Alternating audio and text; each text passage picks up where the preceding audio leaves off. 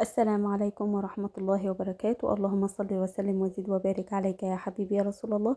أهلا بكم حبايب قلبي في قناتكم سفرة دايمة مع الحبايب. النهاردة هنعمل مع بعض كده أكلة بسيطة جدا وكلنا بنحبها، هي الحمام الكذاب بطريقة سهلة وبسيطة. بس قبل ما نبدأ ما تنسينيش بقى في الاشتراك في القناة عشان تبقي جزء من عيلتي، وبلايك جميل. أنا معايا هنا وركين أنا خلياهم تمام. أنا يعني قلت اللي بتاع الفرارجي انا عايزه وركين حمام، اعملهم حمام كداب. طبعا هيشيلك العظم اللي فيها هيسيب لك بس كده ايه العظمه الوحيده اللي فوق كده عشان تدينا شكل الحمامية. تمام. طبعا على العدد اللي انت عايزاه، طبعا بقى على حسب العدد اللي الافراد اللي انت عندك. هنا عندي هنا وركين منضفاهم ونقعهم بميه ودقيق وخل لغايه ما نف، ومعايا طماطمتين مبشورين وكبد وقوانص بتوع الفراخ طبعا غسلاهم طبعا برضو، وبصل مبشور، والرز ان شاء الله اللي هنستخدمه معانا، والتوابل بقى اللي هتدينا طعم جميل: فلفل اسمر وسبع بهارات ورشه من القرفه ورشه من جوز الطيب وحبه من المرقه الفوريه. تمام. والبهارات الفراخ دي توابلنا ان شاء الله هتدي معاكي طعم جميل جدا للحمام بتاعنا. اول حاجه هنتبل فيها الحمام بتاعنا هننزل بيها اللي هو البصل. طب احنا عايزينه مبشور، مش يعني مش معمولين في الكبة، لا مبشور يكون كويس. وكمان طماطمتين مبشورين.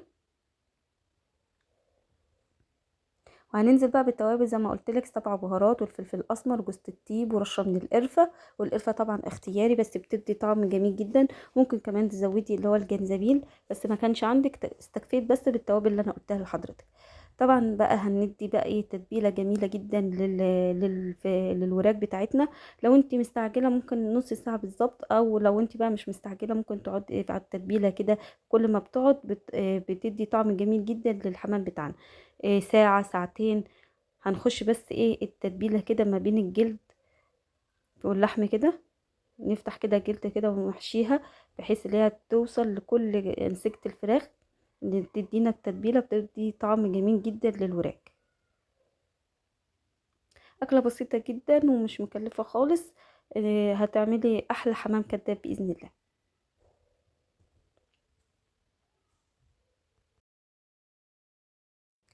كده بقى بعد ما خلصنا وتبلنا الحمام بتاعنا، طبعا هنركنه كده، هنغطيه ونركنه بقى في التلاجة زي ما قلت لك ساعة أو ساعتين.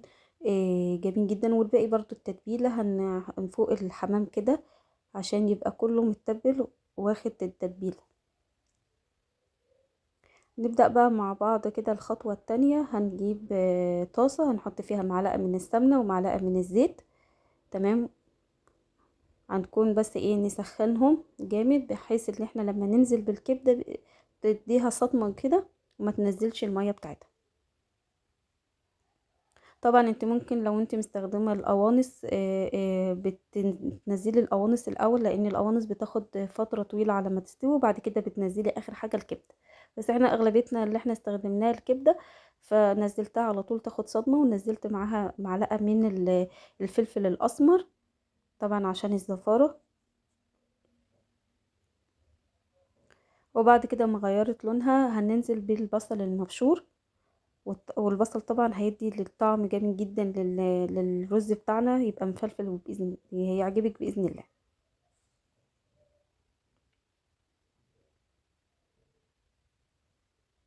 هننزل بقى بتوابل برضو بتاعتنا: حبة من سبع البهارات وحبة من الكزبرة، وتمام كمان حبة من بهارات الفراخ، ونقلبهم كده. طبعا الريحة ما اقولكيش، الريحة جميلة جدا.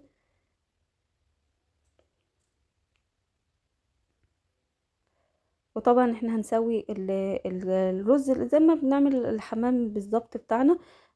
هنا هننزل معلقة من التتبيلة بتاعة البصل المبشور مع الطماطم، هتدي برضو طعم جميل جدا للكبدة بتاعتنا. احنا عايزين الرز تبقى نص سوا زي ما بتعملي الحمام بالظبط. هننزل بقى الرز بتاعنا بعد ما غسلناه برضو، هنسيبه كده يتشوح مع الكبدة كده عشان ياخد من التتبيلة ومن التوابل اللي احنا حاطينها.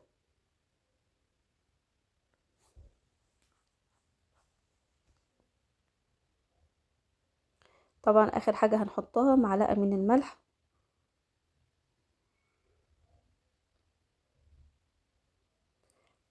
لو وصلت بقى معايا كده لغاية دلوقتي ما تنسينيش بقى بلايك جميل عشان ان شاء الله القناة وتبقوا جزء من عيلتي.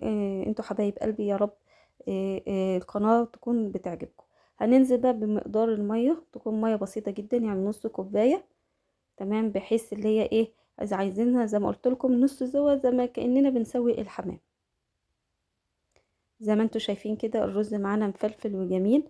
طبعا بقى هنسيبه ايه يبرد شوية، بحيث لما نيجي نحشي الوراك آه، نبقى مع بعض خطوة بخطوة كده.